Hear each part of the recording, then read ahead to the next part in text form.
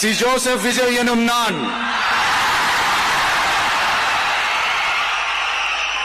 தமிழ்நாட்டு அரசின் முதலமைச்சர் என்ற முறையில்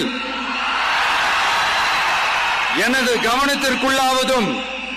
தெரிய வருவதுமான எந்த பொருளையும்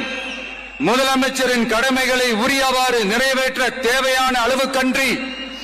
ஒருவரிடமோ பலரிடமோ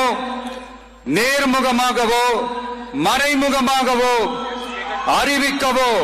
வெளிப்படுத்தவோ மாட்டேன் என்று ஆண்டவன் மீது ஆணையிட்டு உறுதிமொழிகிறேன்.